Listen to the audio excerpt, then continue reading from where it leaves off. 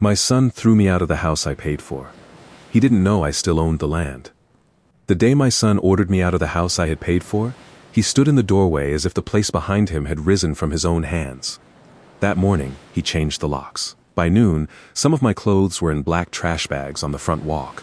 My old tool chest sat crooked beside the mailbox, and the neighbors were pretending not to watch through their curtains. He believed the papers I had signed 2 years earlier made him the owner of everything he could see. He was wrong. The house belonged to him. The ground beneath it did not. My name is Walter Hayes. I was 68 years old when my only son decided I had become an inconvenience. I had spent 41 years as a civil engineer in a small county outside Columbus, Ohio. Most people imagined that meant I sat in an office drawing roads. In truth, I spent half my life in mud, measuring drainage grades, checking concrete pours, and explaining to impatient developers why land did not care about their deadlines. Land has rules. Water moves downhill. Clay expands. Frost lifts whatever has not been set deep enough. A property line stays where the survey says it is, no matter how loudly someone argues. People have rules too, although they are better at hiding them. My wife, Ellen, understood that. She died 4 years before the morning I found my belongings on the lawn. We had been married for 39 years. She was practical without being cold, generous without needing anyone to admire her for it. She remembered birthdays, kept every appliance manual in a labeled folder, and never allowed a family disagreement to survive overnight if it could be settled with honesty. Our son, Daniel, was 39 when she died. He had always been quick with ideas and slow with consequences. Ellen used to say he could sell a man an umbrella in a drought, then forget to order the umbrellas. I used to defend him. I called it ambition. I told myself discipline would arrive with age. Some lessons take a father too long to learn because love keeps changing the answer. The property at the center of this story had been in Ellen's family since the 1940s. It was not a farm by the time I knew it, only 12 wooded acres at the edge of a growing suburb. Her grandfather had built a modest white house near the road. Her parents lived there until they retired to Florida, then transferred the land to Ellen.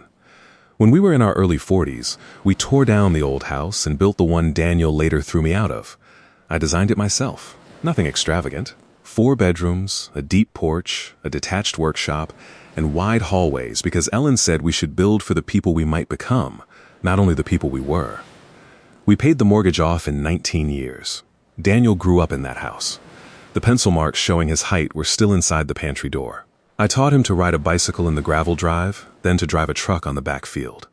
Ellen hosted every Thanksgiving there. When Daniel married Melissa, their reception photographs were taken beneath the maple trees along the western boundary. After Ellen's death, the house became too quiet. I did not mind silence, but this was not ordinary silence. It was the shape of one missing person filling every room. Daniel began visiting more often. At first, I was grateful. He brought groceries I had not requested and checked the furnace filter as if I had forgotten what one was. Melissa sent containers of soup. Their daughter, Sophie, who was 11 then, would sit at Ellen's piano and play the same 3 songs until I could hear them in my sleep. Those Sundays saved me. Or perhaps they made me easier to persuade. Daniel had been trying to establish a residential renovation company. He had worked in sales, insurance, and commercial leasing, never staying anywhere longer than 4 years. The renovation business seemed to suit him. He knew how to make clients feel that their outdated kitchen was the only thing standing between them and happiness. He needed capital. He also needed an address that made lenders take him seriously. About 18 months after Ellen died, he proposed that he and Melissa move into the house with Sophie. He said I should not be alone. He said the property was too much for one man to maintain. He said combining households would help all of us. He never began with the money. That came later. At first, the arrangement worked. They moved into the upstairs bedrooms, while I converted the rear guest room and adjoining study into a private suite. Sophie ate breakfast with me before school. Melissa kept the kitchen organized.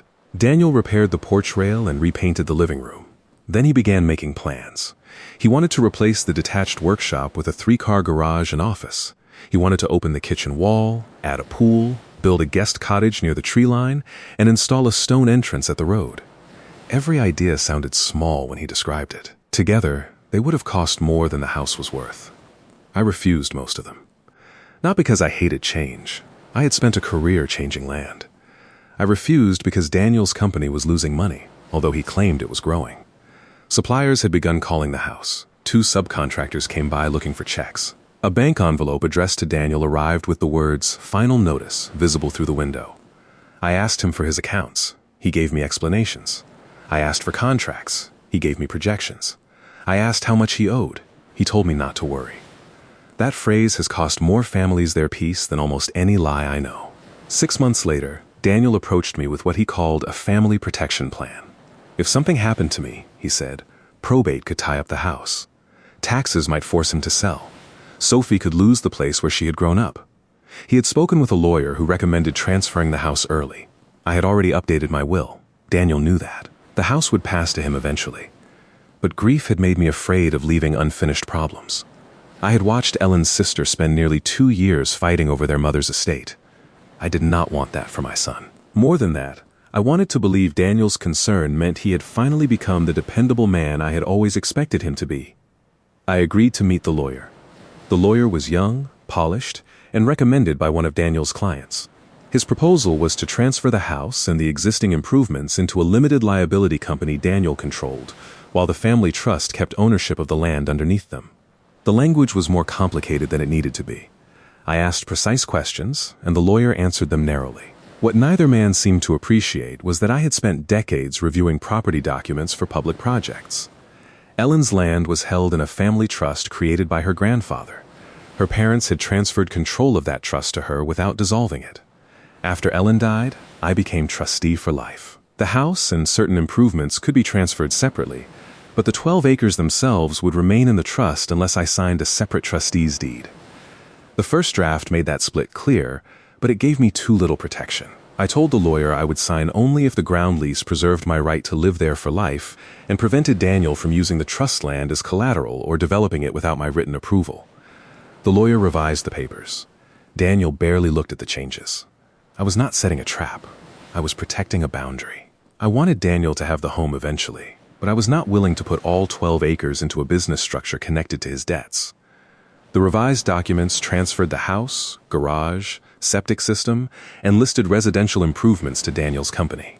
The land, timber rights, access rights, and control of new construction remained with the trust. The house then sat on the trust land under a long-term ground lease for $1 a year. The lease continued as long as I lived there, and the property remained a family residence. If I was forced out, if Daniel tried to use the trust land as collateral, or if he attempted commercial development without approval, the trust could declare a breach and eventually terminate the lease after notice and a chance to fix the violation.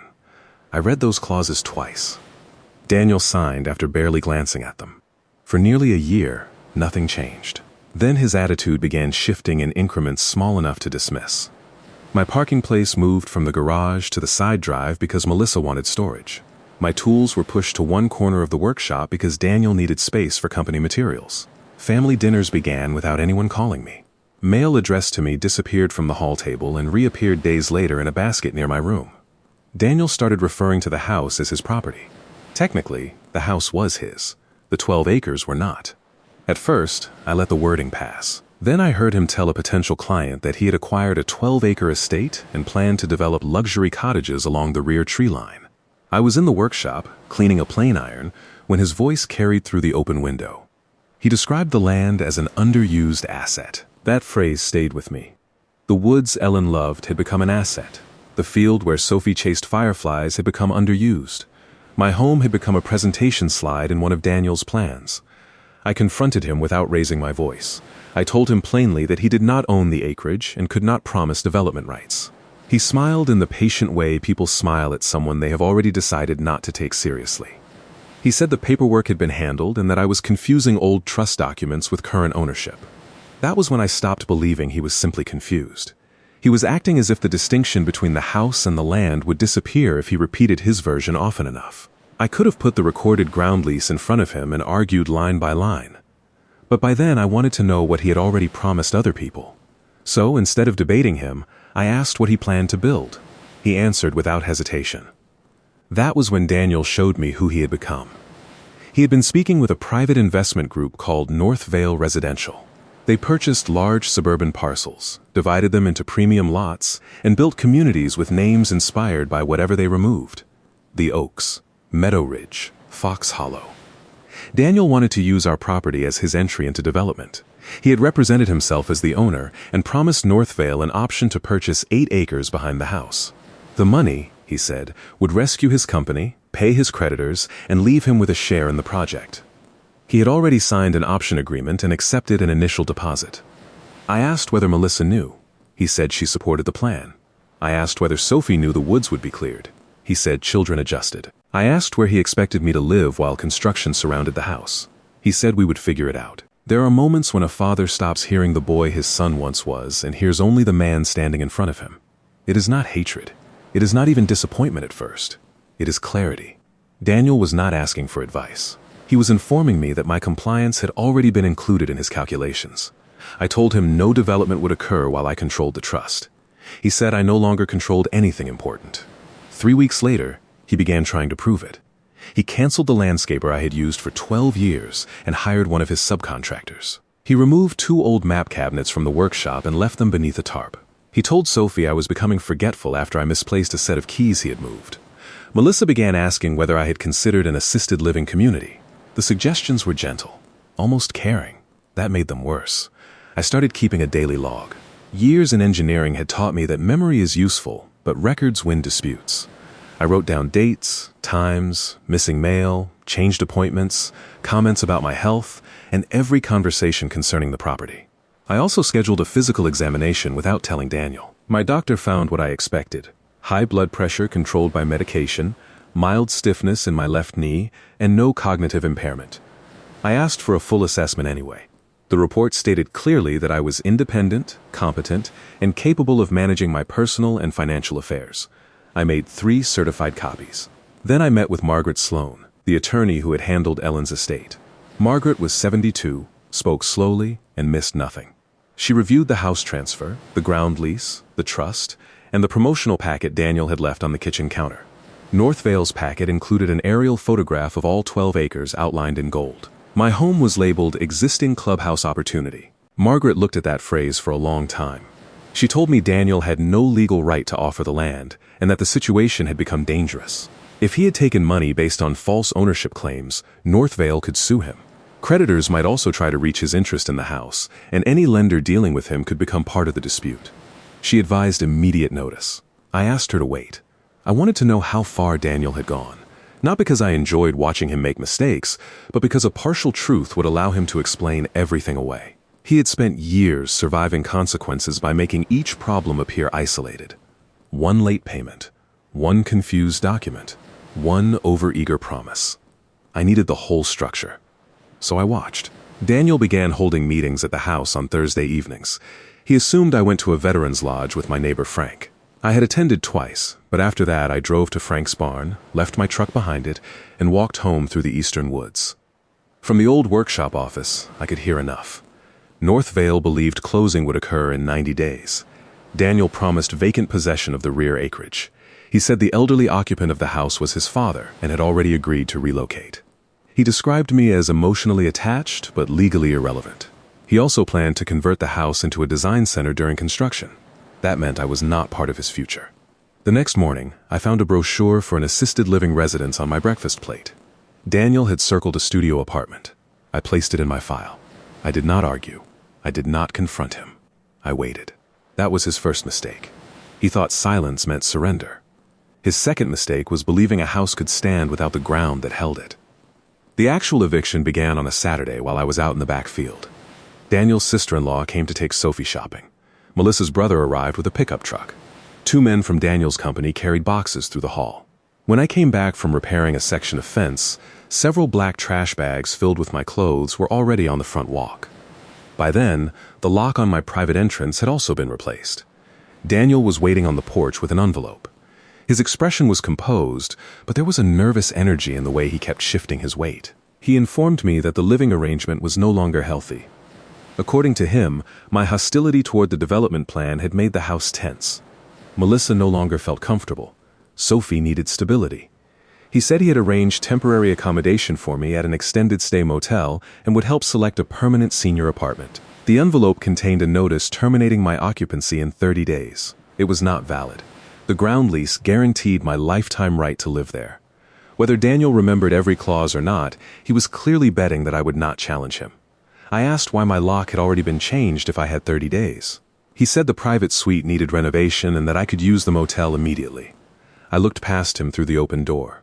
The small walnut table Ellen had used beside our bed was in the hall.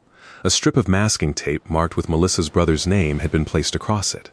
That detail did more than the notice. They were not only removing me, they were dividing my life before I had left. I asked for 1 hour to collect documents and medication.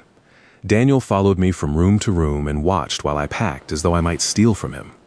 In the study, the locked file drawer containing my property records had been forced open. The paper copy of the ground lease was gone. I did not react. The lease had been recorded with the county, and Margaret had a certified copy. Daniel had taken a piece of paper, not the rights behind it. I packed 2 suitcases, Ellen's photograph, my medication, a few shirts, work boots, and a small wooden box containing our wedding rings. When I reached the workshop, I found my tools already stacked near the door.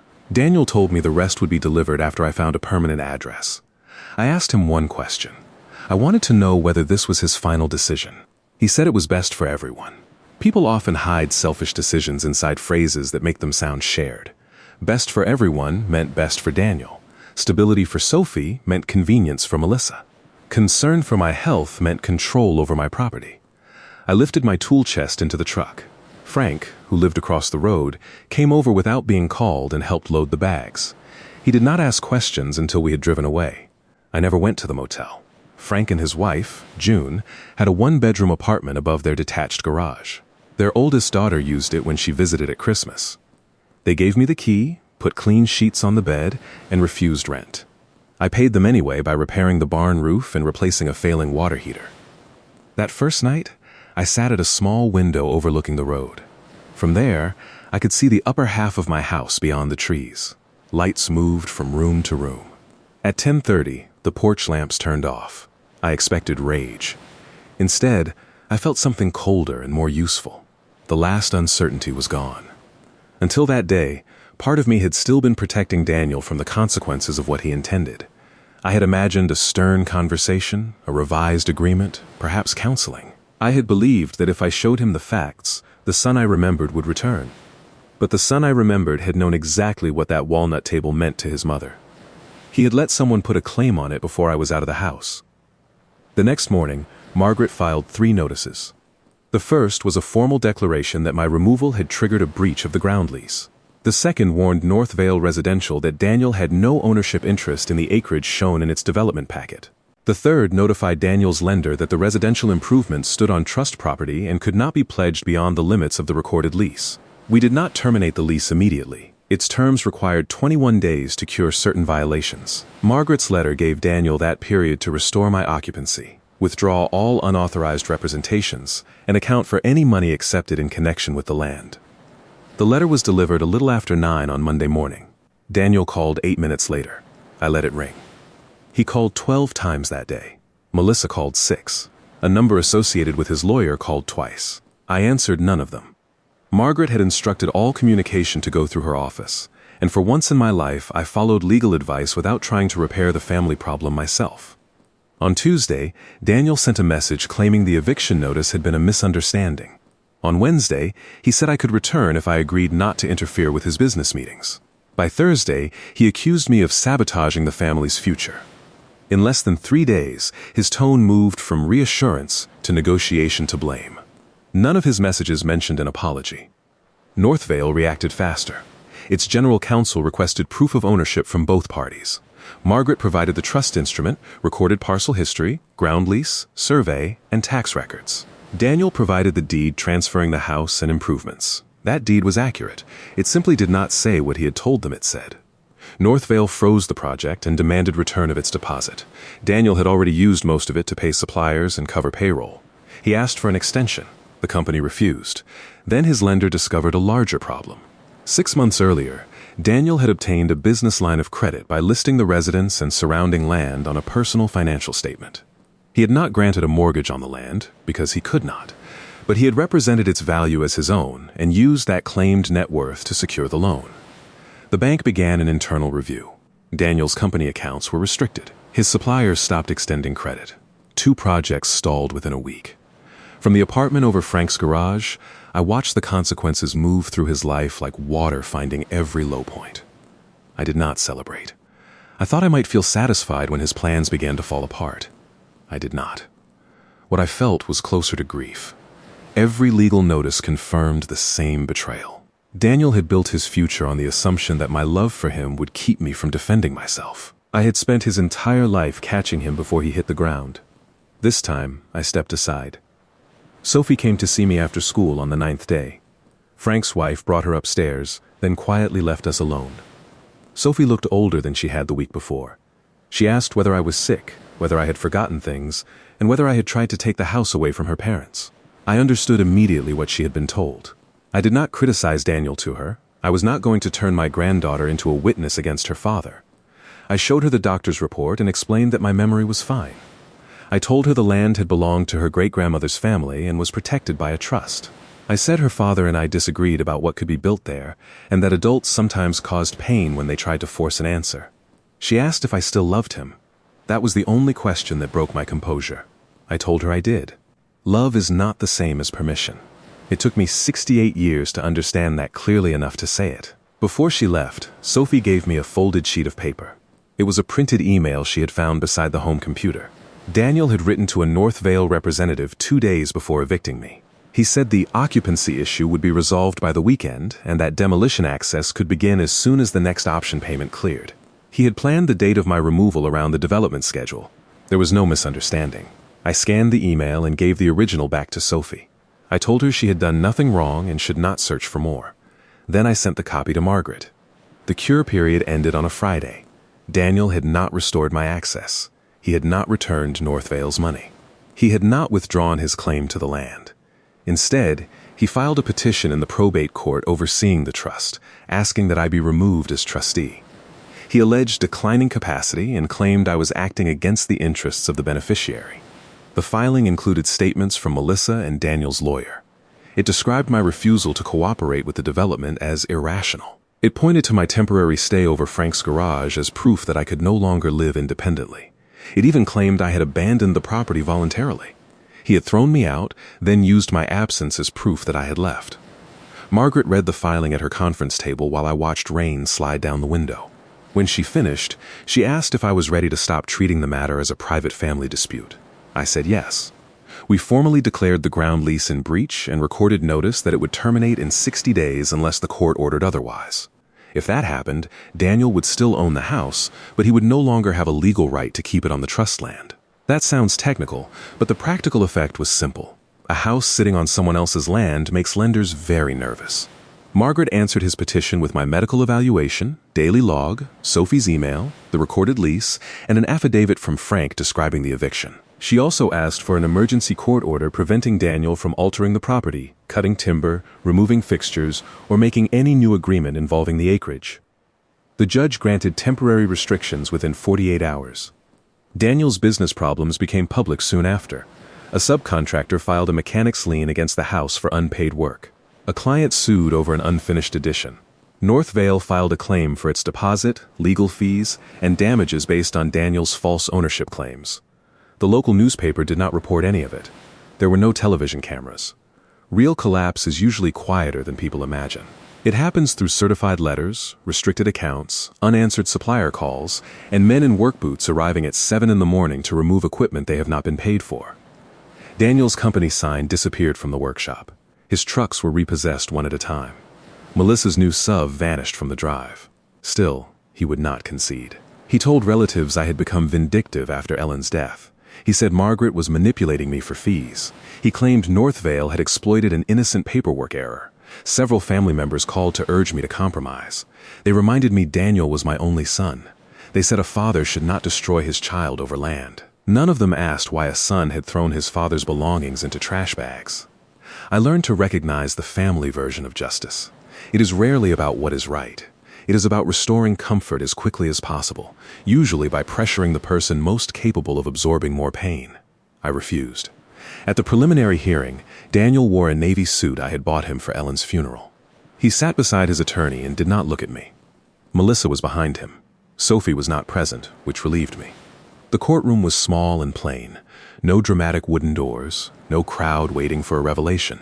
Just fluorescent lights, a court reporter, 2 tables, and a judge who had spent the morning listening to strangers explain how their families had failed. Daniel's attorney argued that the trust arrangement was outdated and that my actions damaged the beneficiary's interest. He portrayed the proposed development as financially prudent. He suggested I had reacted emotionally to a reasonable relocation. Margaret did not respond with emotion. She began with the chain of title. Parcel by parcel, document by document, she showed that the land had never been transferred. She explained the separate conveyance of improvements and the $1 ground lease. She displayed Daniel's signature beneath the lifetime occupancy clause and the provision prohibiting collateral use or development without trustee approval. Then she presented his petition claiming I had abandoned the property. Beside it, she placed the notice he had given me and photographs Frank had taken of my belongings on the lawn. The contradiction was obvious. Daniel's attorney asked for a recess. The judge refused until he answered one question. On what basis had Daniel represented ownership of the 12 acres to Northvale? Daniel whispered with his lawyer. His answer was that he believed the house transfer included the property. Margaret then displayed an email from Daniel to the young lawyer who had handled the transfer. It was dated 3 days before I signed the papers.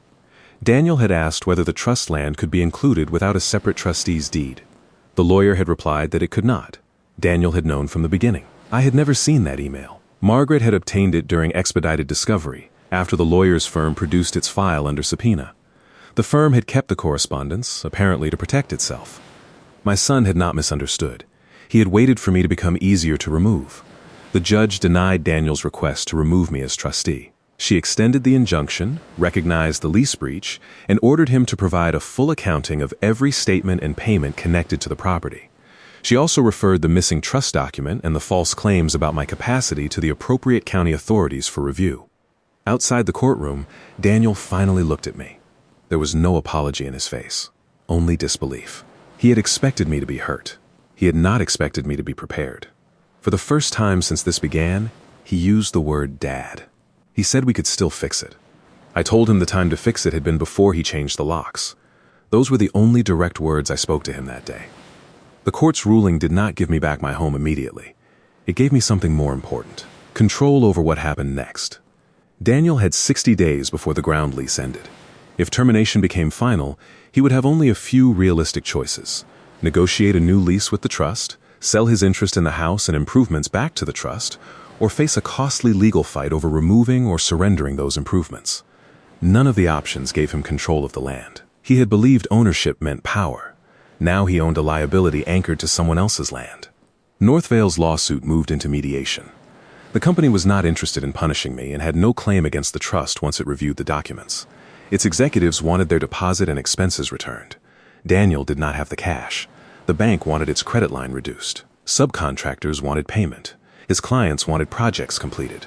Melissa wanted the life she had expected when Daniel told her the development would make them wealthy. All of those demands arrived at once. 2 weeks after the hearing, Daniel's attorney asked Margaret whether the trust would purchase the house. Margaret brought the proposal to me without recommendation. The requested price was almost exactly the amount needed to settle Northvale, the bank, and the major liens. It was also far above the house's fair value under the circumstances. I rejected it. The second offer was lower.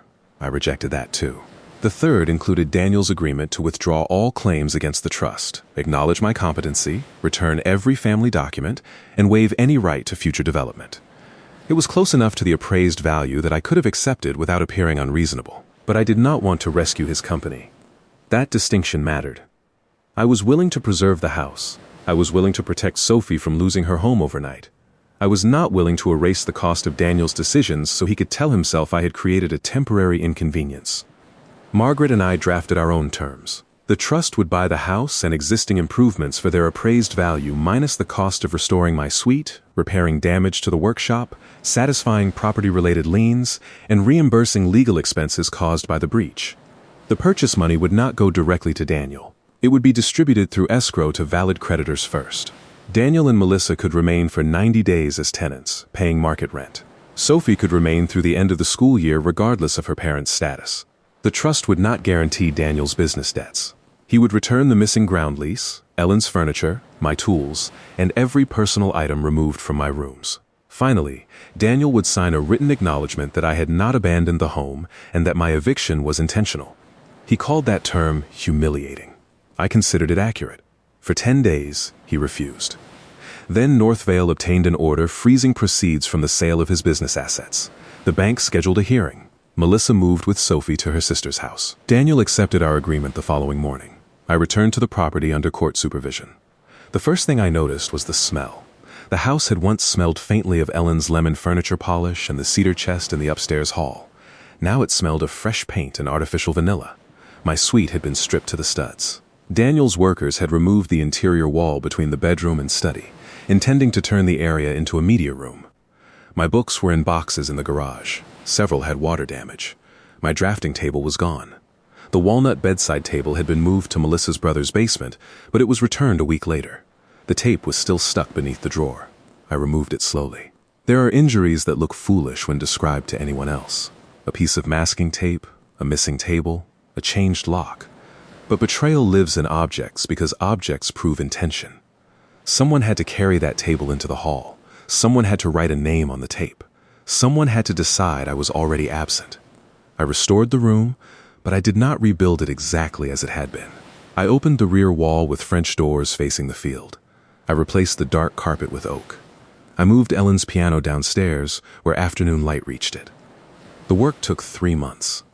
During that time, Daniel lived in a rented studio near his remaining job site. His company did not survive. It entered bankruptcy after 2 clients terminated their contracts. Northvale recovered most of its deposit from escrow and wrote off the rest. The bank settled for the secured equipment and a repayment plan. Several subcontractors were paid through the house purchase. Smaller claims received only a percentage. No criminal charges were ultimately filed over the development deposit. Northvale accepted the civil settlement and chose not to seek a criminal referral.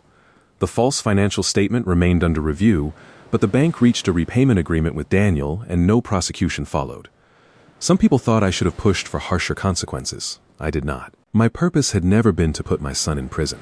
It was to stop him from using my age, my grief, and my love as resources he could spend. The court removed nothing from him that he had honestly earned. It simply separated what was his from what was not. By early spring, I had moved back into the house. Frank helped me reinstall my tools. June brought curtains for the new doors. Sophie returned to playing the piano on Sundays, although she no longer played the same 3 songs. She had started learning one of Ellen's favorites. For several months, Daniel and I communicated only through short emails about Sophie and the remaining settlement documents. He never asked how I was. I never asked about his job. We behaved like 2 men who had once shared a name and were not certain what remained. Then, in May, he came to the property alone. I saw his car stop at the road because he no longer had permission to use the private drive without notice. For a moment, he sat behind the wheel. Then he walked the quarter-mile to the house. He looked thinner. The expensive watch he used to wear was gone. He had taken a project manager position with a commercial roofing company in Dayton. It was stable work, less impressive than the future he had advertised, and probably better for him. We sat on the porch. He did not give me a polished apology. He kept stopping, starting again, and looking down at his hands as he tried to explain himself. He admitted that he had known the land remained in the trust. He had convinced himself it was a technicality because he expected to inherit it. He believed the development would succeed before I could object. Once Northvale paid the deposit, he thought I would approve rather than risk exposing him. When I refused, he and Melissa began discussing my age. They told each other that I was rigid, lonely, and no longer capable of seeing what was best. The more they repeated it, the easier it became to treat resistance as illness. The eviction had been his idea. Melissa had not stopped him, but she had not planned it. Daniel had told her I agreed to move temporarily. By the time she understood the truth, she had already participated in packing my things and was afraid of losing the development money. None of that excused her. It did, however, correct part of the story I had built in my mind. Daniel said the worst moment was not the hearing or the bankruptcy. It was when Sophie refused to speak to him for 3 weeks after learning about the email. She had asked how he could call me an occupancy issue. He had no answer.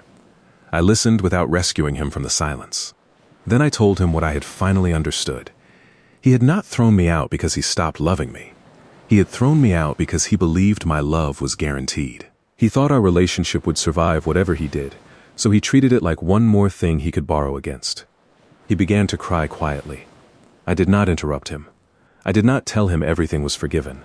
I was not ready to forgive him just because he finally understood what he had done. Trust would have to be rebuilt through what he did next, not through what he said on the porch. I told him he could return the following Sunday for lunch if Sophie wanted him there. He would come as a guest. He would not discuss the land, inheritance, or business. If he wanted a relationship with me, it would be built in small acts that had nothing to do with what I owned. He agreed. That was the beginning, not the resolution. For the next year, Daniel came twice a month. At first, every visit felt measured. He arrived on time. He brought nothing expensive. He asked before entering the workshop. When he borrowed a tool, he returned it cleaned. Those details may sound insignificant. They were not. Trust does not come back because someone promises to change. It comes back when their behavior keeps proving, over time, that the boundary will still be respected tomorrow. Melissa and Daniel divorced the following autumn. Their marriage had been unstable before the development scheme, and financial collapse removed whatever story they had used to hold it together. They shared custody of Sophie. Melissa apologized to me in a letter. I accepted the apology but did not invite her back into my private life. Daniel stayed with the roofing company. He became good at the work because, for the first time, he was responsible for delivering what someone else had sold. He learned the cost of optimistic numbers, missing materials, and promises made before checking the weather. 2 years after the eviction, he asked if I would help him review plans for a municipal building project. He did not ask me to invest. He did not ask to use my contacts. He wanted my opinion on drainage. We spent an afternoon at the kitchen table with drawings spread between us. It was the first time in years that I felt like his father without also feeling like his emergency fund. The land remains in Ellen's family trust. I amended the terms after the case. When I die, Sophie will become the principal beneficiary with an independent corporate trustee until she is 35. Daniel will have the right to live in the house only under a lease and only if he pays expenses like anyone else. He knows this. He did not argue. Some relatives still believe that choice is cruel. They see inheritance as proof of love. I see stewardship. Ellen's grandfather preserved those acres through war, recession, illness, and family pressure. Ellen protected them because she understood that land can hold a family together only if no one person is allowed to consume it. I nearly broke that chain because I confused being a good father with making consequences disappear. I will not make that mistake again. There was one final piece of business I had not expected. The County Historical Society contacted me after the court filings became public records. They had traced the trust to Ellen's grandfather and found that the eastern edge of the property followed an older wagon route used before the state road was built. Nothing on the land qualified as a protected landmark, but the discovery reminded me that our argument occupied only a few years in a history much longer than any of us. I asked Sophie to help me mark a walking trail through the woods. We spent weekends clearing fallen branches and placing small signs beside the oldest maples. Daniel joined us once spring arrived. He did not bring a crew or suggest improvements. He carried a shovel, followed the line I marked, and worked until his shirt was dark with sweat. Near the back boundary, we installed a simple wooden bench. A brass plate on it bears Ellen's name and the years she lived. Beneath that is a sentence she used whenever Daniel or I became too impressed by our own plans. Leave something standing for the people who come after you. Daniel chose the wording. On the anniversary of the eviction, I walked from the porch to that bench alone. I expected the date to make me angry. Instead, I remembered how powerless I had felt when I saw my belongings beside the mailbox, and how quickly power returned once I stopped asking the person harming me for permission to defend myself. That lesson changed more than my will. I began volunteering twice a month at a legal clinic for older homeowners. I do not give legal advice. I help people organize deeds, tax records, leases, and contractor agreements before they meet with an attorney. Many arrive embarrassed because a child, caregiver, or relative has pressured them. I tell them they have nothing to gain by hiding the paperwork or waiting for the problem to disappear. The protection is rarely dramatic.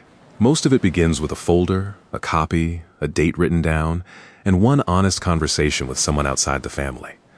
I wish I had acted sooner. I wish Daniel had never given me a reason to act at all. But regret is useful only when it becomes instruction. That is the instruction I chose to keep. Last October, North Vale completed a development 3 miles away. They cleared 56 acres and built identical houses along streets named for trees that no longer exist. Daniel and I drove past it after Sophie's school concert. He looked at the rows of new roofs and said nothing. When we reached our property, the maples along the drive were red. The backfield was covered in frost. Light from the house fell across the ground in long yellow rectangles. Daniel stopped near the porch and looked toward the woods he had once promised to sell. He finally understood what I had tried to teach him. A house is lumber, glass, wire, concrete, and debt. It can be bought, transferred, mortgaged, damaged, or rebuilt. Land is different. Land remembers every boundary, even when people pretend not to see it. So do fathers. My son threw me out of the house I paid for because he believed signing his name beneath a deed had erased mine from the story. He saw an old man carrying trash bags down a driveway and mistook restraint for weakness. I did not need to shout. I did not need to threaten him. I did not need to destroy what remained of our family. What I needed was the courage to stop confusing quietness with surrender. For years, I had believed protecting Daniel meant absorbing the cost of his decisions. The land taught me otherwise. A boundary does not stop loving what stands beside it. It simply refuses to move whenever that love is tested. I only had to let the documents speak. The house was his. The debt was his. The deception was his. But the land had never stopped being mine. And when everything he built on a lie began to collapse, the ground beneath him told the truth.